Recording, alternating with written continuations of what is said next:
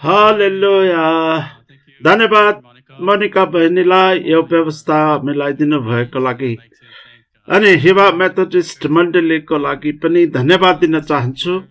Pastor Peter र अगुवाहरूलाई निमन्त्रणको लागि धन्यवाद अनि सबैभन्दा त यो अवसरको लागि परमेश्वरलाई धन्यवाद दिन चाहन्छु।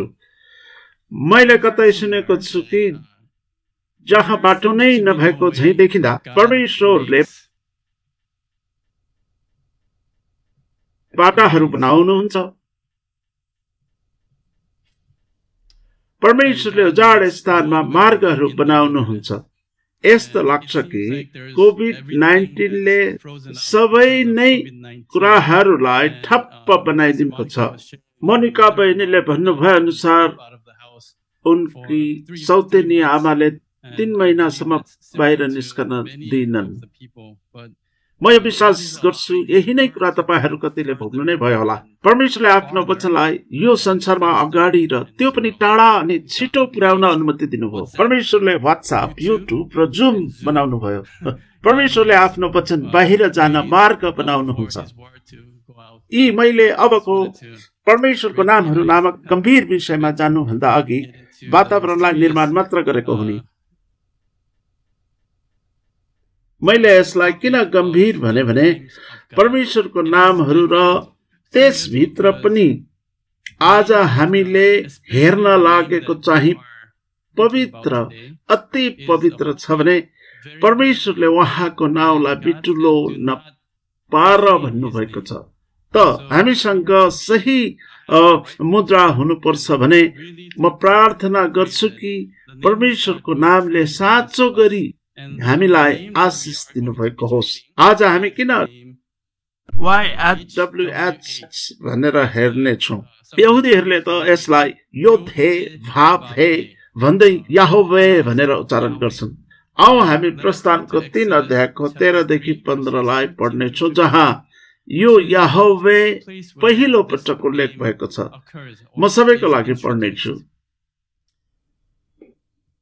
मोसाले परमेश्वरलाई भने, हेर्नुहोस्, अब म इस्राएलीहरू कहाँ गएर तिनीहरूलाई भन्नेछु, तिमीहरूका पिता पुर्खाका परमेश्वरले मलाई तिमीहरू कहाँ पठाउनु भएको हो। तब तिनीहरूले उहाँको नाउँ के हो त भनेर सोधे भने मैले तिनीहरूलाई के भन्ने? तब परमेश्वरले मोसालाई भन्नुभयो, म हुँ जो म हुँ। फेरि उहाँले भन्नुभयो, इस्राएलीहरूलाई तैँले यसो भन्नु, म हुँ भन्नेले तिमीहरू कहाँ मलाई पठाउनु भएको हो। परमेश्वरले मोसालाई यो पनि भन्नुभयो, इस्राएलीहरूलाई भन्, परमप्रभु याहोवे तिमीहरूका पिता पुर्खाका परमेश्वर अर्थात् अब्राहमका परमेश्वर, इसहाकका परमेश्वर र याकूबका परमेश्वरले मलाई तिमीहरू कहाँ पठाउनु भएको हो। मेरो नाउँ सदा यही रहनेछ र सबै पुस्तासम्म मेरो नाउँको सम्झना यही हुनेछ। यो नै परमेश्वरको नाम हो जसको बारेमा उहाँले विशेष गरी मोसा र इस्राएलीलाई बताउनु भयो। अनि उहाँको नाउँ सदा यही रहनेछ भन्नुभयो, उहाँको सम्झना गर्ने नाउँ। यो याहोवे नाम बाइबलमा 6500 पटक भन्दा बढी प्रयोग उल्लेख भएको पाइन्छ। इस्राएलीहरूका लागि परमेश्वरको यो नाउँ अति नै महत्त्वपूर्णको छ। उनीहरूको संस्कृति र बाइबलमा पनि नामहरू अति नै महत्त्वपूर्ण हुन्छन्, किनभने नामले केवल उक्त नामको अर्थलाई मात्रै धारण गर्ने होइन, हाम्रो पनि नाम हुन्छ जसको विशेष अर्थ हुन्छ नि। हाम्रा अभिभावकहरूले जब हामीलाई नाम दिन्छन्, विशेष गरी चाइना अनि कोरिया अनि नेपालमा पनि आफ्ना बच्चा त्यस्तै हुन आएको होस् भन्ने आशामा त्यसै अनुसार नाम राख्ने गरिन्छ नि। अनि बाइबलमा नामको केवल व्यक्तिगत अर्थ मात्रै नभएर त्यसमा छुटकाराको महत्त्व पनि हुन्छ। नाममा इतिहास हुन्छ, नाममा कथा हुन्छ, नाममा त्यो आशिष र करार हुन्छ जहाँ त्यो समयमा परमेश्वरले गर्नुभएको कार्य समावेश छ। तसर्थ परमेश्वरको नामको अर्थ, नामको वास्तविक अर्थमा जानुभन्दा अघि परमेश्वरको नामको महत्त्वलाई विचार गरौँ। हामी यसैमा बढ्नेछौँ। मैले सुनेको छु कि यी समयहरूमा तपाईहरू परमेश्वरको नामको विषयमा धेरै कौतूहल हुनुभएको छ। परमेश्वरको नामको महत्त्वलाई बुझ्न हामीले केही बुँदाहरूलाई सम्झेको हुनुपर्दछ। परमेश्वरले उक्त नाम प्रस्तुत गर्नु भएको सन्दर्भलाई बुझ्नु आवश्यक छ। विशेष गरी वरपरका घटनाहरू। परमेश्वरले त्यो नाउँ दिनुहुँदा के भइरहेथ्यो, त्यो नाउँले परमेश्वरले के गर्नुभयो। यदि तपाईले कुनै दस्तावेज अथवा सम्झौतामा नामलाई प्रतिनिधित्व गर्ने हस्ताक्षर गर्नुहुँदा तपाई निकै होशियारी भएको हुनुपर्छ नि। त्यसै गरी जब परमेश्वरले आफ्नो नाउँ दिनुहुँदा उहाँले भएको उक्त घटनामा हस्ताक्षर गर्नु भएको जत्तिकै हो। अनि यो शीर्षक जस्तै हो। अनि नाम दिनुभन्दा अगाडि घटेका वरिपरिका घटनाहरू र पछि हुन आउने घटनाहरूले किन परमेश्वरले उक्त नाउँ दिनुभयो भन्ने कुरालाई बुझ्न हामीलाई सहायता गर्छ। दोस्रो चाहिँ उक्त नाम कसलाई दिएको हो भनेर बुझ्नु पनि महत्त्वपूर्ण छ। यतिखेर यो नाम परमेश्वरले मूसालाई दिनुभएको हो ताकि उक्त नाम इस्राएलीहरूलाई दिन सकुन्। यसरी नाम पाएका मानिसहरूलाई बुझेर पनि किन दियो त भन्ने कुरा बुझ्न हामीलाई सहायता गर्छ। अनि तेस्रो, परमेश्वरले किन उक्त नाम दिनुभयो भनेर बुझ्नु आवश्यक पनि छ। मूसाले तपाईको नाउँ के हो परमेश्वर भन्दै थिए। तिम्रा परमेश्वर पिताले मलाई पठाउनु भएको हो मात्रै भनेर इस्राएलीहरूलाई भन्नु पर्याप्त नलागेर यसो भनेका हुन्। उनीहरूले मलाई सोध्नेछन् कुन चाहिँ परमेश्वर, किनभने मूसालाई त्यतिखेरका मानिसहरूको संस्कृति थाहा थियो। मिस्रमा धेरै देवताहरू थिए, धेरै उद्देश्यका धेरै देवताहरू। त्यसैले उनीहरूले मलाई सोध्नेछन् तिमीलाई कुन चाहिँ देवता वा ईश्वरले पठाएका हुन् त, किनभने त्यहाँ धेरै ईश्वरको नामले अनेकन उद्देश्यले आउनेवाला छन् होइन त। तसर्थ उनले परमेश्वर तपाईको नाम के हो भनेर सोध्दैछन् अनि परमेश्वरले त्यो नाम दिनुहुन्छ। बाइबलमा नामहरूको छुटकाराको अर्थ हुन्छ, सांस्कृतिक अर्थ हुन्छ, भाषिक अर्थ हुन्छ भने अन्तका दिनको महत्त्वसम्म पनि यसको हुन्छ। तसर्थ यो नामको विषयमा विचार गरौँ। तर त्योभन्दा अगाडि परमेश्वरले हामी र इस्राएलीहरूलाई चेतना दिनु भएको छ भन्ने कुरा बुझ्नु पर्दछ। प्रस्थान 20 को 7 परमप्रभु आफ्ना परमेश्वरको नाउँ व्यर्थमा नलिनु, किनकि उहाँको नाउँ व्यर्थमा लिनेलाई परमप्रभु यहोवाले निरपराध ठहराउनु हुने छैन। तसर्थ परमेश्वरको अगाडि इमानदार पूर्वक प्रार्थना गर्छु कि हाम्रो अध्ययनले परमेश्वरको नाउँ गलत प्रकारले नलिएको होस्। तपाईँ र म परमेश्वरको नाउँको प्रतिनिधि नभएका नहौं। हामी ईसाईहरूले परमेश्वरको नाउँको प्रतिनिधित्व गर्छौं। हामीले प्रयोग गरौं कि नगरौं, जहाँसुकै गए तापनि हामीले येशूको नाउँ बोकिरहेका हुन्छौं, ख्रिस्टका मानिसहरूले। तसर्थ हामीले हाम्रा प्रभु येशूको गलत प्रकारले प्रतिनिधित्व गर्नै हुँदैन। हिब्रूमा यो यहोवाको नाम हो अनि यसलाई स्वर बिना नै लेख्छन्। यो परमेश्वरको नाम हो, तर उहाँले भन्नुहुन्छ कि यो नाउँलाई व्यर्थमा नलिनु। तसर्थ उनीहरूले उक्त नाउँलाई घेरो लगाऊ ताकि झुकेर वा गल्तीले पनि हामी परमेश्वरको नाउँ व्यर्थमा नलियौं भने। तसर्थ पापीको रूपमा हामीले त्यो नाउँलाई हाम्रो ओठले उच्चारण पनि गर्नै हुँदैन, हामीले पवित्र नाउँलाई वाचन गर्नै हुँदैन भन्थे। त उनीहरूले के गरे? त्यसलाई उनीहरूले हासेम भने।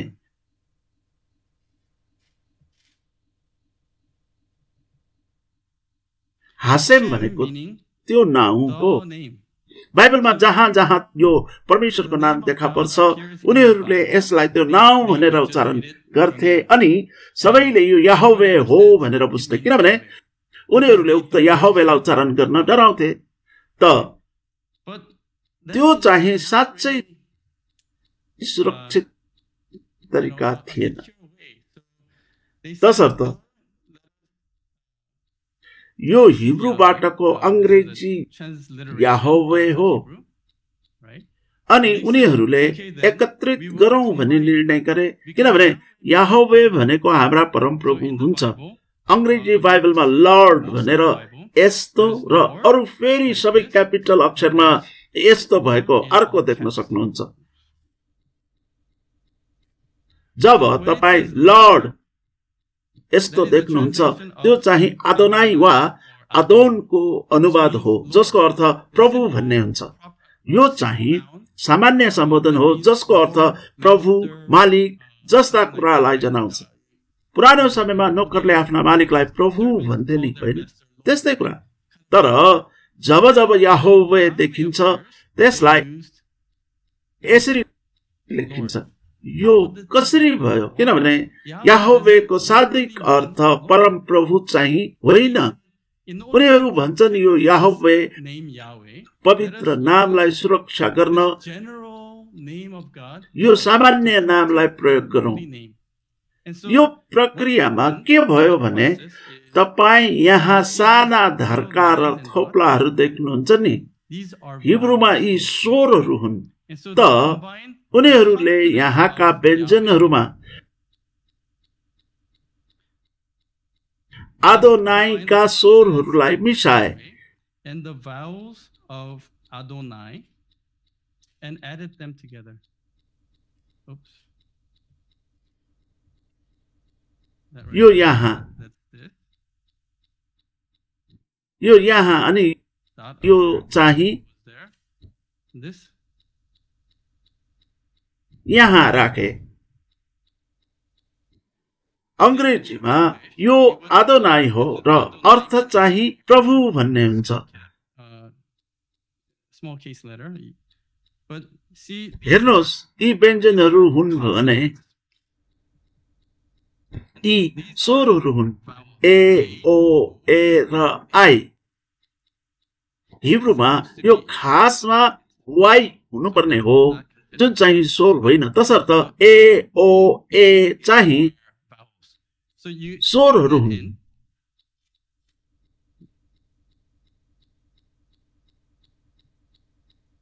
यी यहाँ हाल्दा के हुन आयो? यो यहोवा हुन आयो। के यो उच्चारण सुनिरहेको हो?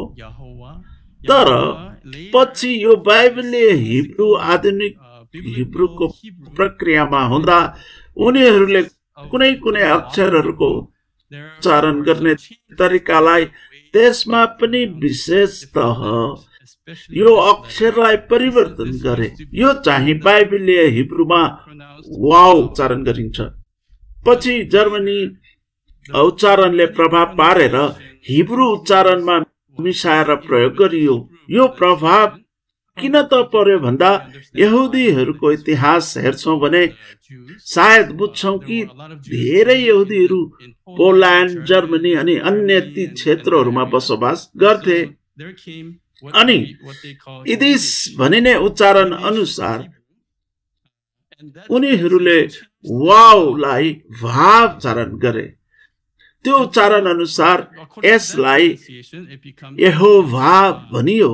अनि जर्मनीमा जेलाई वाइ भनेर उच्चारण गरिन्थ्यो। तसर्थ यसलाई यसरी यहोवा भनी उच्चारण गरियो। अनि यो अंग्रेजीमा आउँदा उक्त जेलाई परिवर्तन नगरी उच्चारण गर्दा जेहोवा हुन आयो। हुन त उनीहरूले पनि जेहोवा त भन्दैनन् भन्न त। यसरी यहोवे नामलाई बचाउन गरिएको पहिलो तह यो थियो। लामो व्याख्या र सामान्य प्रकारले भन्नुपर्दा उनीहरूले यो नामलाई बचाउ गर्दै थिए। उनीहरूको अगाडि यो नाम कहिल्यै नलिनुहोस्, उनीहरू पनि लिँदैनन्। किन मैले यो भने म विश्वास गर्छु कि रोमी 8 अध्यायमा येशूको रगतको कारण मन्दिरको पर्दा च्यातिएको थियो अनि येशूको रगतले हामीलाई परमेश्वरलाई अब्बा पिता भनी बोलाउन अनुमति दिन्छ। अब्बा पिता चाहिँ परमेश्वरलाई सम्बोधन गर्न सकिने अति आत्मीय नाम हो। म मेरो बाबुको नाम लिन सक्छु जस्तो मलाई लाग्छ। तसर्थ हामी यहोवा भनी भन्न सक्छौं। त नाउँ याहोवेको साँचो नामको अर्थलाई बुझ्नको लागि हामीले याहोवेको कार्यहरूलाई पनि बुझ्नु पर्छ। जसै मैले पहिला नै भनिसके कि हामीले वरिपरिका घटनाक्रमलाई बुझ्नु आवश्यक छ। अनि याहोवेका केही कामहरू के हुन् त? इजरायलीहरूले याहोवे या आदोनाई भन्ने नाम जब सुन्छन् तब उनीहरूले एउटा विशिष्ट घटनाको बारेमा विचार गर्छन्, जुन चाहिँ मिस्रबाटको छुटकारा अनि मुक्ति हो। तसर्थ प्रस्थान वरिपरिका घटनाहरू नै हुन् याहोवेले गर्नुभएको। त्यसै कारणले याहोवे भन्ने नाउँ उनीहरूको मनमा मुक्तिसँग सम्बन्धित हुन्छ। मुक्ति, छुटकारा अनि न्याय। त्यसैले जब परमेश्वरले म हुँ जो म हुँ भनिरहनु हुँदा अक्षरशः उहाँ एहिए यासेर एहिए भन्दै हुनुहुन्छ, जसको अर्थ हुन्छ म हुनेछु जो म हुनेछु भविष्य कालमा छ। मतलब म सधैँ नै रहनेछु, म सदा त्यो परमेश्वर हुनेछु। मलाई अस्तित्वमा रहन कुनै माध्यमको जरुरी छैन। यो म हुँ जो म हुँ, मसाले म हुनेछु भन्नेले मलाई पठाउनु भएको हो भनेर भन्न सकेनन्। अनि परमेश्वरले नाम याहोवे दिनुभयो। अनि यो क्रिया हिब्रू हाया भनेर उच्चारण गरिने क्रियाबाट आएको हो। यो चाहिँ हुँ, हो, छ, छन् जस्ता क्रियाबाट आएको हो। अनि उहाँले भन्नुहुन्छ म हुनेछु जो म हुनेछु, एहिए यासेर एहिए। जब उनीहरूले परमेश्वर भन्ने यो नामलाई सुन्छन्, उनीहरूले कुनै पनि अरू कुरा अस्तित्वमा आउनु भन्दा अघिबाटै अस्तित्वमा हुनेवाला भनेर विचार गर्छ। त्यसै कारणले त परमेश्वर सृष्टिकर्ता भएका। अनि उहाँले के गर्नुभयो भनेर उनीहरू विचार गर्छन् त? प्रस्थानको कुरा परमेश्वर मुक्तिदाताको रूपमा। अनि उनीहरूलाई मुक्ति दिन परमेश्वरले मिश्रलाई इन्साफ गर्नुभयो, परमेश्वर न्यायकर्ताको रूपमा। यसरी उनीहरूले याहोवे भन्ने नाम सुन्दा बनाउने अवधारणाहरू यिनै हुन्। तर प्रस्थानमा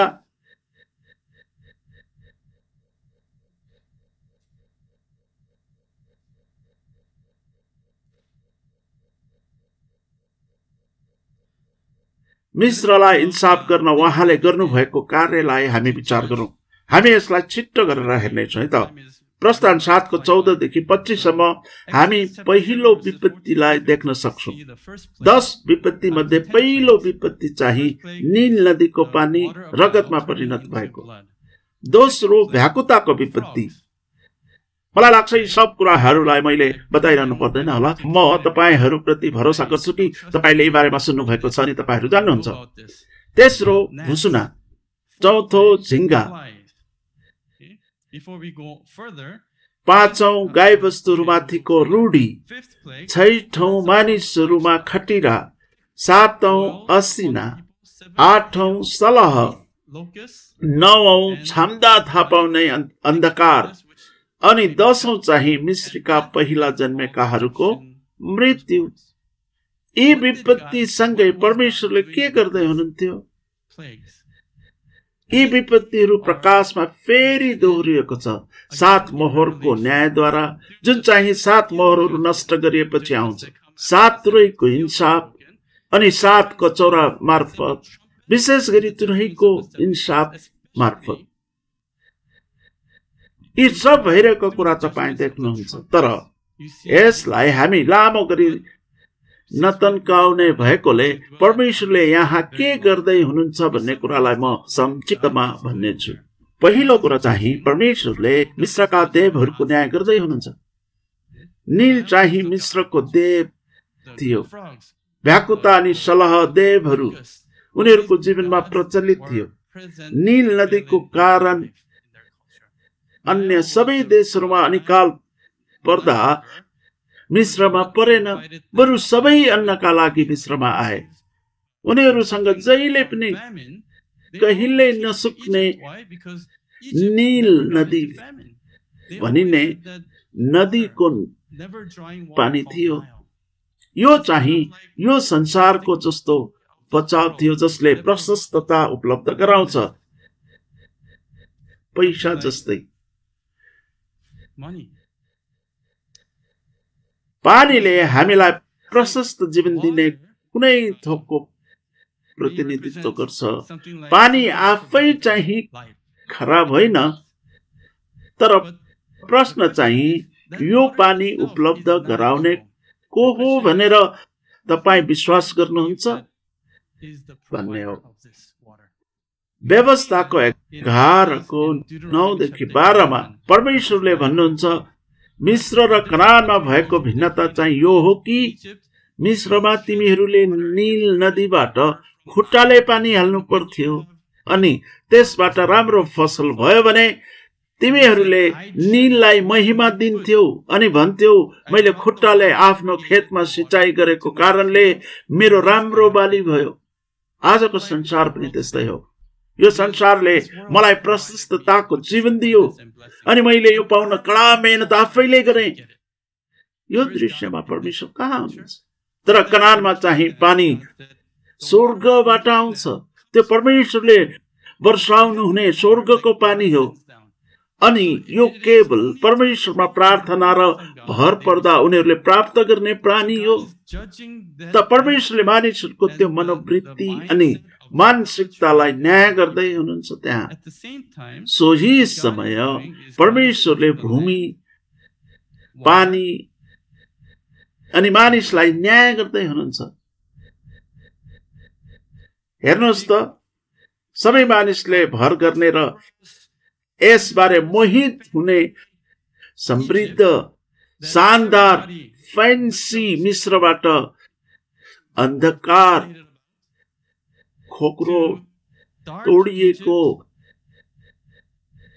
सबैतिर बिमार र मृत्युमा परिणत पारिदिनु भयो।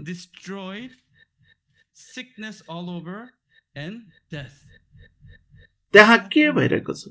अनि यी विपत्तिहरू प्रकाशले भने चाहिँ फेरि दोहोरिने छ। परमेश्वरले यो पृथ्वीको न्याय गर्नुहुनेछ। किन त?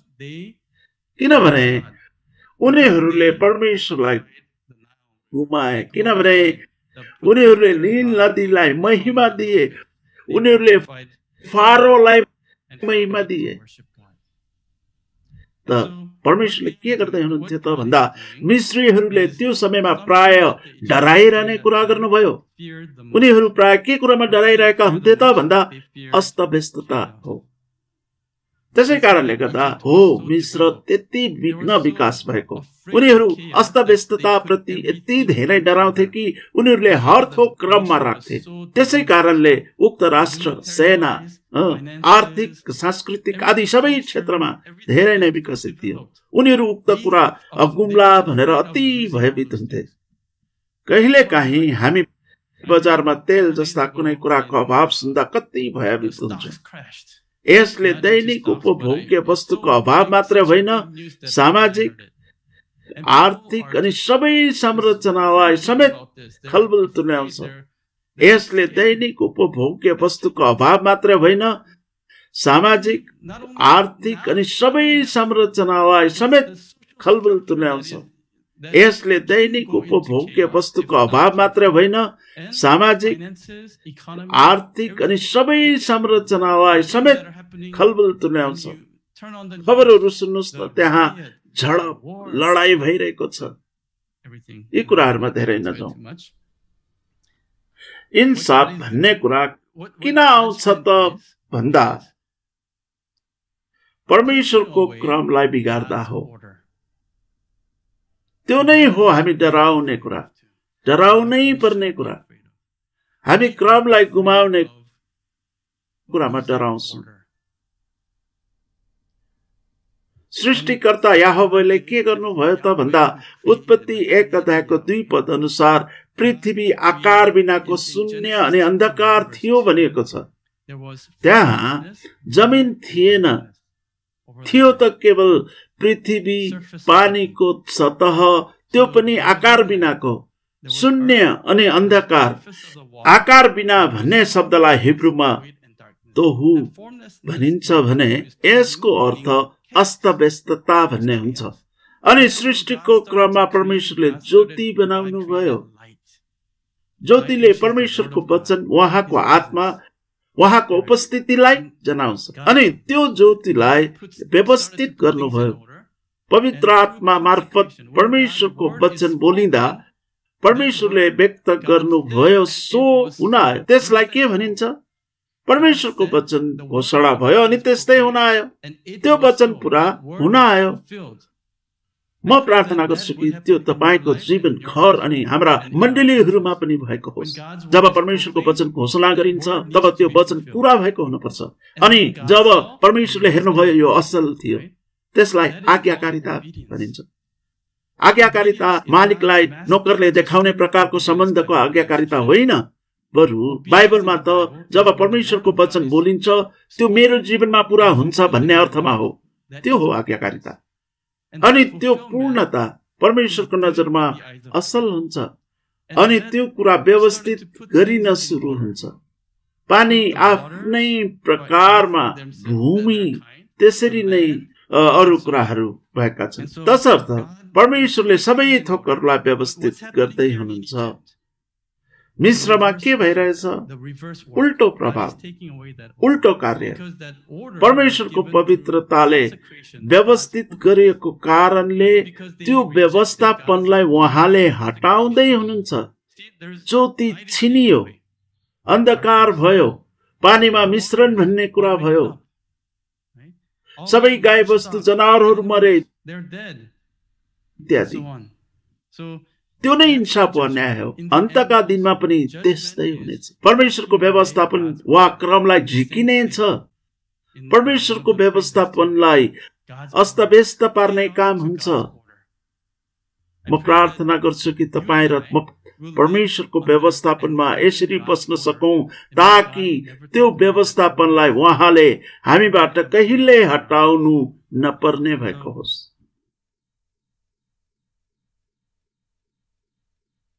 परमेश्वरले गर्नुभएको दोस्रो कुरा चाहिँ परमेश्वरले इस्राएलीहरूलाई मिस्रबाट निकाल्नु भएपछि परमेश्वरले इस्राएलीहरूलाई क्रममा राख्ने काम गर्दै हुनुहुन्छ। प्रस्थान 4:22 परमेश्वर भन्नुहुन्छ, इस्राएल मेरो जेठो छोरो हो। मिस्रका कमाराबाट परमेश्वरको आफ्ना सन्तानको रूपमा परिवर्तन गर्दै हुनुहुन्छ, जेठो छोराको रूपमा। शैतानले परमेश्वरको जेठो छोरो आदमलाई लगिदिएको कारण परमेश्वरले शैतानको जेठो छोरो भूतात्मालाई इन्साफ गरी आफ्ना सन्तानहरूलाई बचाउनुहुन्छ। सुकोटको अर्थ पाल भन्ने हुन्छ, जसबाट भएर इजरायलीहरू परमेश्वरको अगुवाईमा हिँडे। त्यतिखेर के भयो त भन्दा परमेश्वर खाबो भएर देखा पर्नुभयो। यो उजाड स्थान प्रस्थानको विषयमा हामी किन अध्ययन गर्दैछौँ भनेर तपाईहरू अचम्ममा पर्नु भएको होला। म भन्ने छु किन भनेर जागा रहनुहोस् है त, होस नगुमाउनु भएको होस्। आगो अनि बादलको खाबो, तीतो पानी भएको मारा भन्ने स्थान सम्झनुहुन्छ। परमेश्वरले तीतो पानीलाई मिठो पानीमा बदल्नु भयो होइन त। एलीमा 12वटा पानीका मूल र 70वटा खजुरका रुख अनि पापको जाड स्थानमा परमेश्वरले मन्ना उपलब्ध गराइदिनु भयो। अनि रेफिदीममा चट्टानबाट पानी उपलब्ध गराइदिनु भयो। अनि सिनाई पर्वतमा परमेश्वरले व्यवस्था दिनुभयो जुन वचन हो। परमेश्वरले मानिसहरूको र त्यसमा पनि सिपाहीहरूको गणना गर्न लगाउनु भयो। त परमेश्वरले सार्वभौमता दिनुभयो जुन व्यवस्था थियो। अनि परमेश्वरले सिपाहीहरू तयार गर्नुभयो अनि परमेश्वरले उहाँका मानिसहरूलाई तयार गर्नुभयो। अनि मात्रै भन्नुभयो अब जाऊ र उक्त भूमिलाई कब्जा गरी एउटा छुट्टै राज्य बन। परमेश्वरको पवित्र जाति बनिन सबै कुराको तयारी गर्नुभयो। यो नै हो परमेश्वरले गर्नुभएको कुरा। यो यहोवाको कार्य हो। परमेश्वरले मिश्रलाई तोडेर न्याय गर्नुहुन्छ।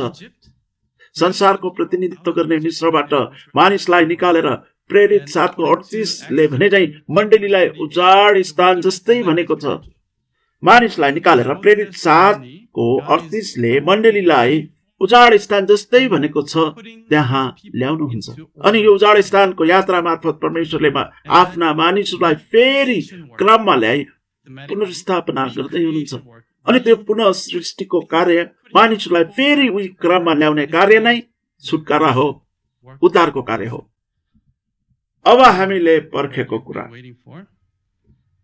येशू यस संसारमा आउनुभयो अनि उहाँले आफू म हुँ भनी दाबी गर्नुभयो। उहाँ म हुँ हुनुहुन्छ। हामीलाई आत्मिक मिश्रबाट छुटकारा दिन आउनेवाला हुनुहुन्छ। प्रस्थान र व्यवस्थाको पुस्तकमा परमेश्वरले प्रस्तुत गर्नुभएको 10 विपत्तिहरू हिब्रूमा ओट र मोपेट हो, जसको अर्थ चिन्ह र आश्चर्य कर्म हुन्छ। मिश्रीहरूको तर्फबाट हेर्दा ती रूढी वा विपत्ति थिए भने परमेश्वरका जन र उहाँको तर्फबाट हेर्ने हो भने ती उहाँ एकमात्र परमेश्वर हुनुहुन्छ भन्ने कुराको पुष्टि गर्ने चिन्हहरू र आश्चर्य कर्महरू हुन्। येशूले पुरानो करारमा यहोवाले प्रस्तुत गर्नु भए झै चिन्हहरू र आश्चर्य कर्महरू गर्नुहुन्छ। यो कुरा पुष्टि गर्न उहाँको सेवकाईभरि बाइबलले भन्छ कि मानिसहरूको क्रन्दन सुनेर परमप्रभु ओर्ली आउनुभयो। त्यो पनि अब्राहम, इसाक र याकुबसँग गर्नुभएको करारलाई सम्झेर आफ्ना मानिसहरूका लागि ओर्लेर आउनुभयो। उहाँले क्रुसमा हुने विजय मार्फत हामीलाई पाप र मृत्युको दासत्वबाट छुटकारा दिन, यो आत्मिक मिश्रबाट हामीलाई बचाउन भनी उहाँ स्वयं परमेश्वर अक्षरश तल ओर्ली आउनुभयो। येशू यस धरतीमा आउनु भएर आफू म हुँ भनेर घोषणा गर्नुभयो। मैले तपाईलाई नामको प्रयोग नगर्ने परम्पराको बारेमा वर्णन गरेको छु, किनभने यदि तपाईले उक्त नाम प्रयोग गर्नुभयो भने तपाईलाई करिब मृत्युदण्ड दिइनेछ। यसले घरिघरि यो म हुँ भन्ने वाक्यांश व्यक्त गर्नुहुन्छ। अझै भन्नुपर्दा यो वाक्यांश नभएर पदवी हो, होइन त? अनि यो उहाँको सेवकाई र सन्देशको केन्द्र हुन आयो। त्यसमा पनि विशेष गरी यूहन्नाको सुसमाचारमा प्रस्तुत गरिएको सन्देश। यूहन्ना 8:58 देखि 59 येशूले तिनीहरूलाई भन्नुभयो, साँच्चै तिमीहरूलाई म भन्दछु, अब्राहम हुनुभन्दा अघिबाटै म छँदैछु। कोही भाषाका शिक्षक हुनुहुन्छ कि यहाँ? के येशूले यहाँ सही व्याकरण प्रयोग गर्नु भएको छ? यहाँ अब्राहम हुनुभन्दा अघिबाटै म थिएँ वा म छँदै थिएँ जस्ता प्रकारले भन्नुपर्ने होइन र? तर उहाँ भन्नुहुन्छ अब्राहम हुनुभन्दा अघिबाटै म छँदैछु। उहाँले हिब्रू, आरामिक वा ग्रीक जस्ता जुनसुकै भाषामा भन्नुभएको भए तापनि यसले फरक पार्दैन। त्यो समयका यहुदीहरूले भने उहाँको अर्थ के थियो भन्ने कुरा ठ्याक्कै बुझे। अनि 59 पदमा भनेको छ, तब उनीहरूले उहाँलाई हान्न भनी ढुङ्गा टिपे।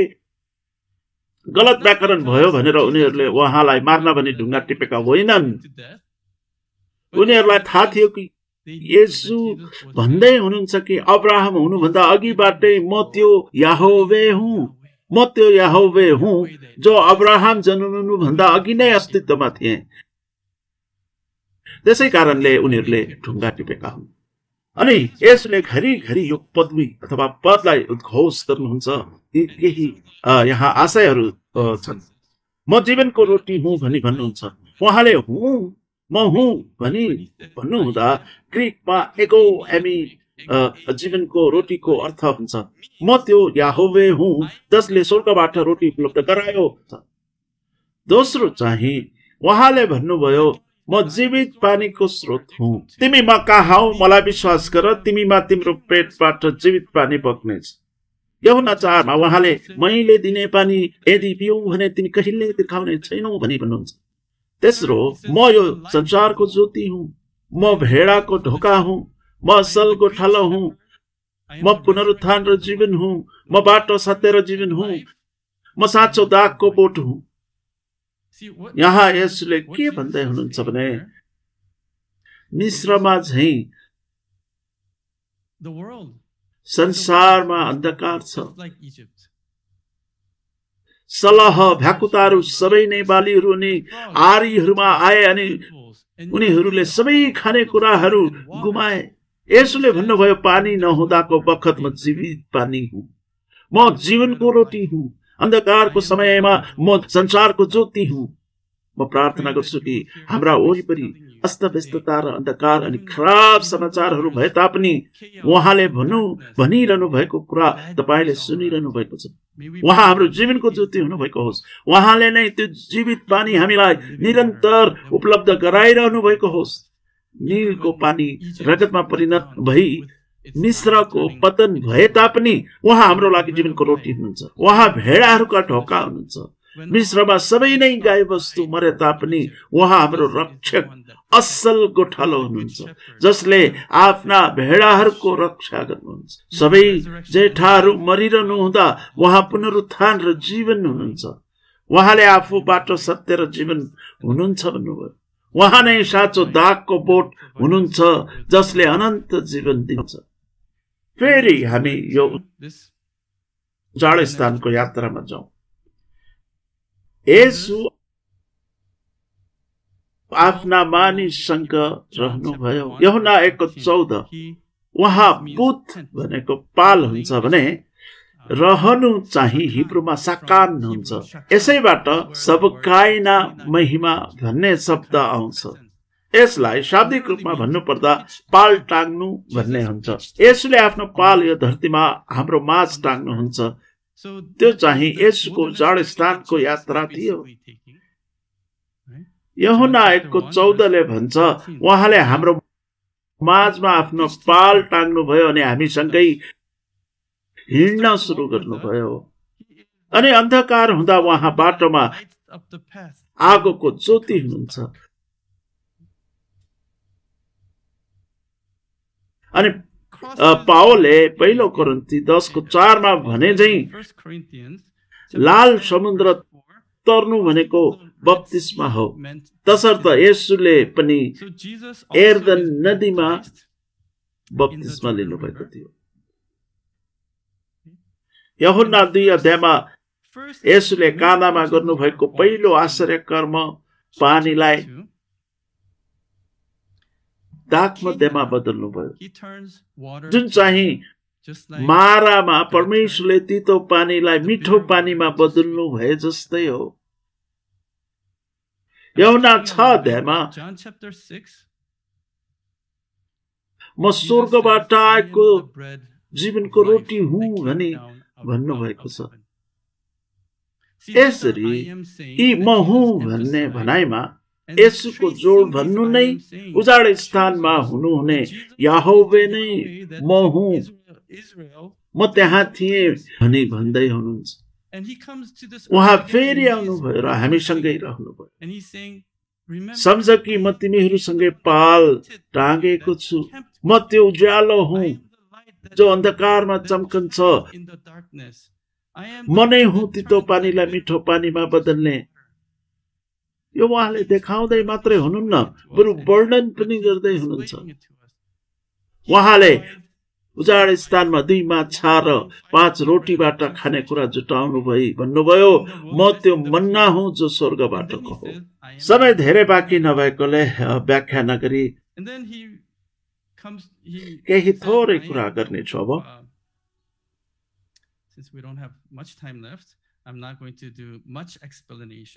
यूहन्ना 7:2 उहाँले आफू जीवित पानीका प्रबन्धक भएको कुरा व्यक्त गर्नुहुन्छ। यो प्रायश्चितको पछाडिको छाप्रे बाँसको चाडको कुरा हो। मैले भनेको थिएँ नि, करारमा पानीको लागि प्रार्थना गर्थे, त्यस्तै मानिसहरू स्वर्गबाटको पानीको लागि प्रार्थना गर्दै गर्दा येशू त्यहाँ देखा पर्नुहुन्छ र भन्नुहुन्छ कि म त्यो जीवित पानी हुँ। याहोवाले पानी दिनुहुन्छ भनेर उनीहरू विश्वास गर्छन्। तर यसो भन्नुहुन्छ, म त्यो पानी दिनेवाला हुँ, त्यो खाएकाहरूमा कहाँ हो? यूहन्ना 7:38 39। अनि यसो वचन हुनुहुन्छ र उहाँले नै वचन दिनुहुन्छ। उजाड स्थानको यात्रालाई म यही रोक्छु।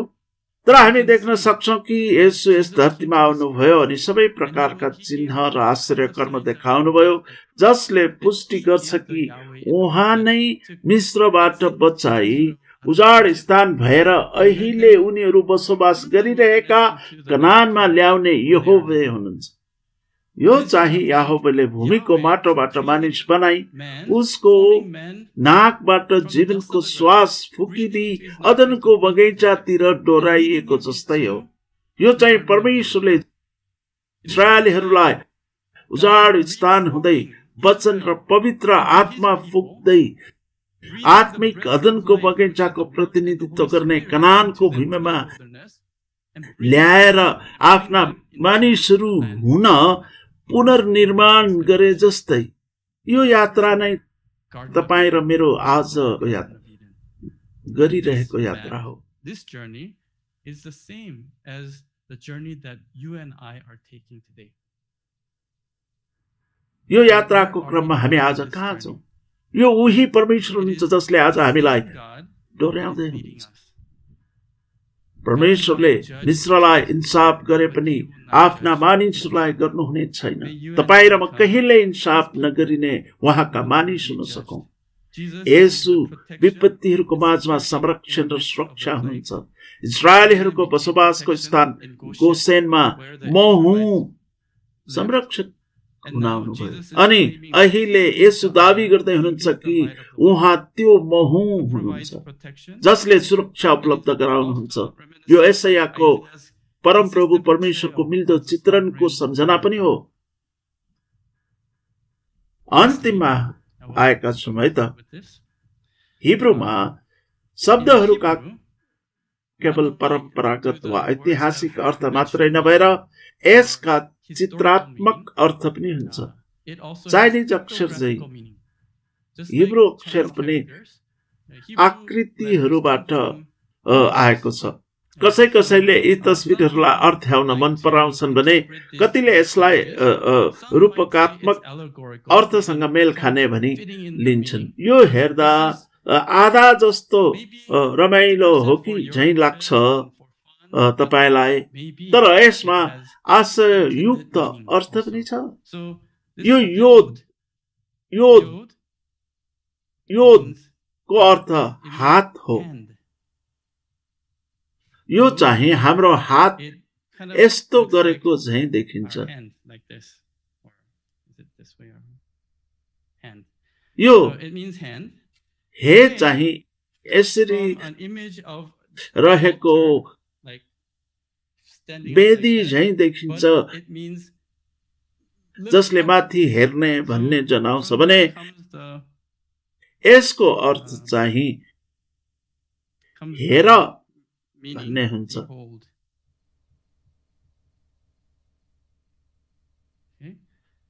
यो भाव वा वाव काटीको आकारमा छ।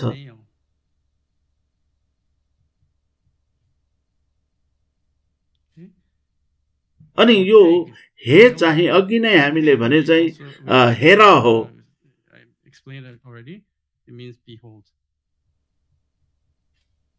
केही यहुदी मसियानिक यहुदी विद्वानहरूले भन्छन् कि याहोवेको अर्थ हातलाई हेर अनि काँटीलाई हेर।